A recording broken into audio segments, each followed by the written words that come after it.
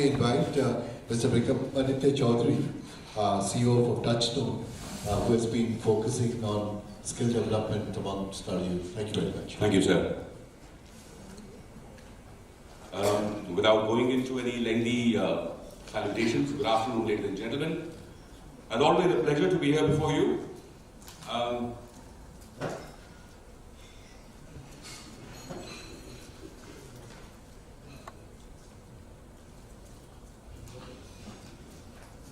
Right. What does that remind you of? Sir, may I request that my 8 minutes start after 2 minutes? I'll try and keep it short. Yes. Because Mr. Pandey sir had said that, had mentioned professional competence has to be continuously monitored. I've been taking notes from my earlier speakers. 40 crores to be skilled by 2022. Now, what do those 40 crores look like? They look like this. You can take a horse to water, but you cannot make him drink. It's wonderful being here.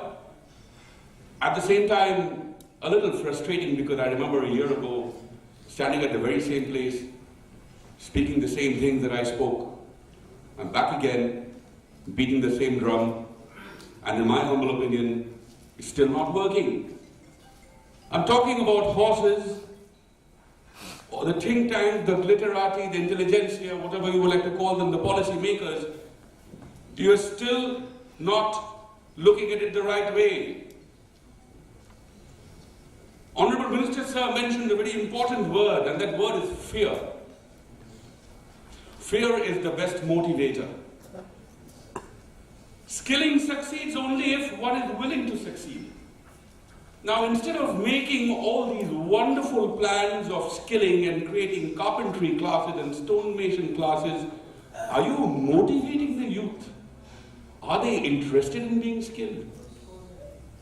Because if they were interested in being skilled, they would be skilled. Now, a very, very favorite example I'd like to give you, this disassembled rifle, which I'll keep in front of you over here, and the Russian instructions to assemble the rifle. Pure Russian. Now, do you speak Russian? I don't know, I don't.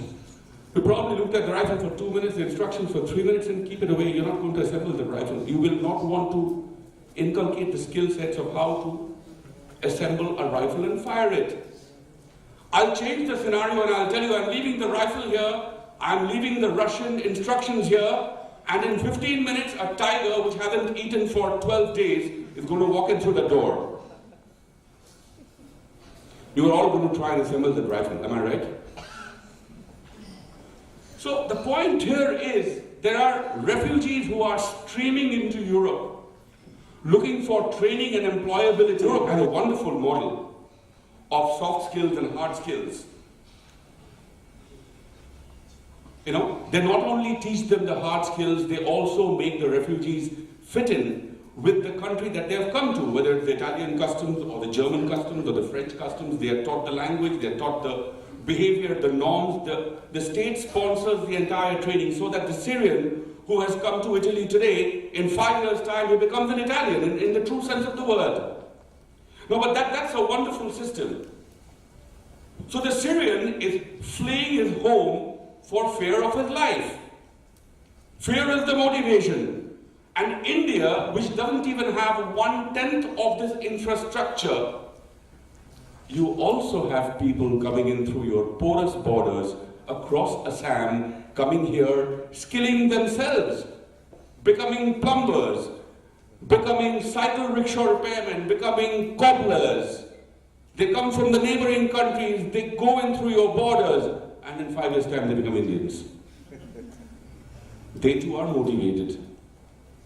So, ladies and gentlemen, what I'm trying to say here is that the Indian youth are inspired, but they're not motivated by these wonderful plans that we are making to skill them.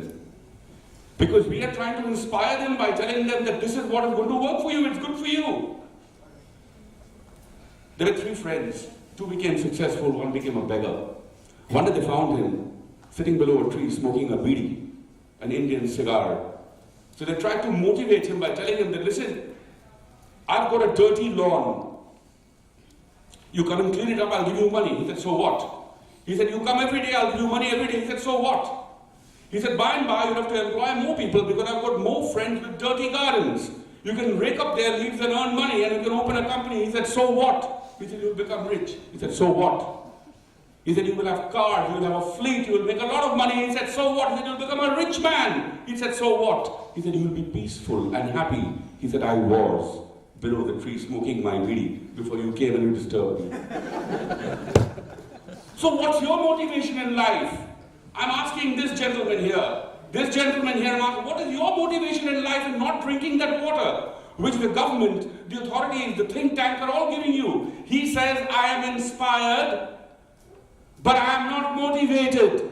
Motivation comes from physics. I know there's an eminent physics person here, I shouldn't be speaking. Motive power to move, to cause some action. I hear wonderful words, I read a book written by Mother Teresa, I weep my heart out, I put it on my book rack, then I go and blow up 20,000 rupees at the disco. I am inspired, but I am not motivated to work for the poor. You need to be motivated, you've got to motivate. Now whether you motivate them by fear, or you motivate them, you see what's happening, people talk about soft skills and finishing skills training. I'm sorry, I'm being very open and abrupt about this.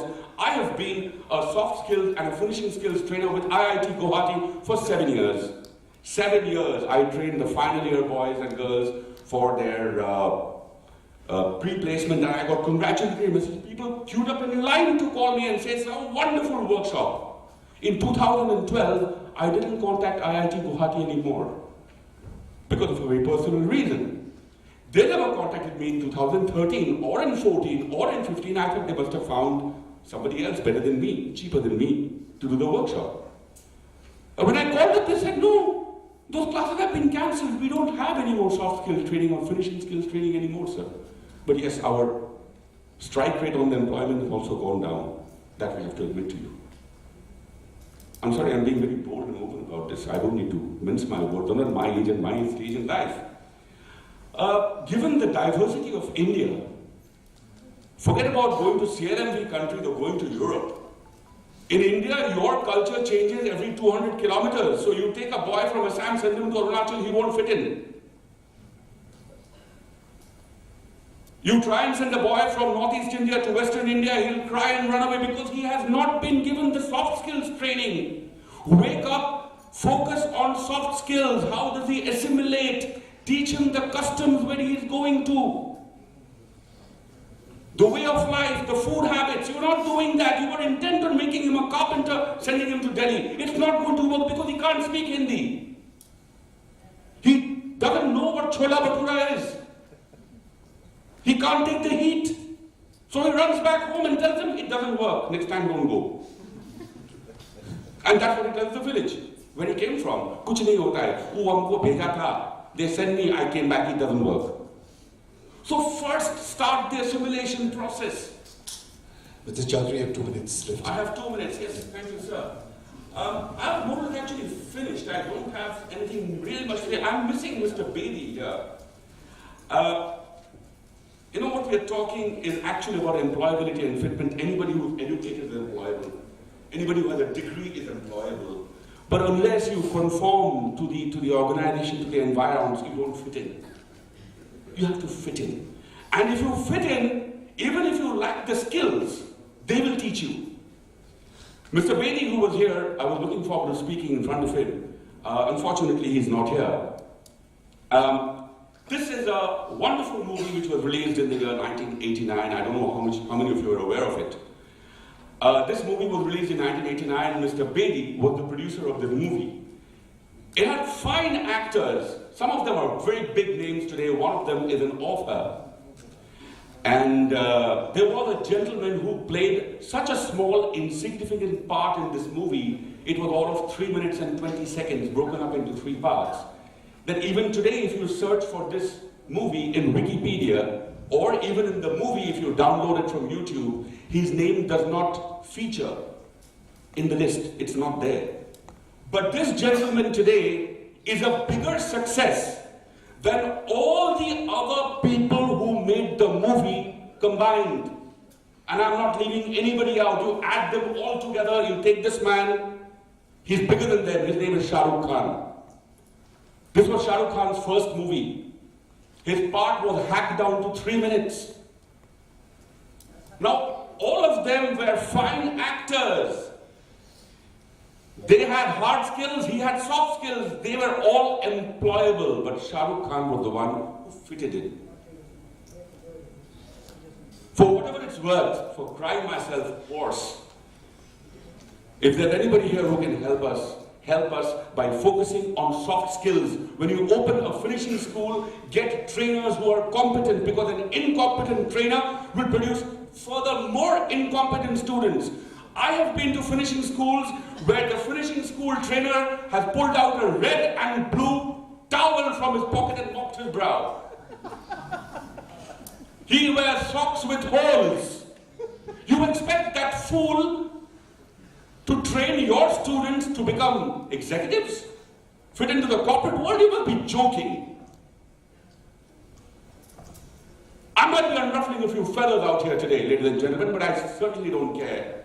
Wake up, smell the coffee. If you really want to do something about improving the employability of the entire youth of Southeast Asia, do something constructive, do something practical, do something which is practicable. Don't just make laws, it doesn't work. Thank you very much for your time. Thank you very much, Mr. Chaudhury, for your passionate presentation and also underlining the very great importance of soft skills, actually. It doesn't get the attention it deserves. Thank you very much.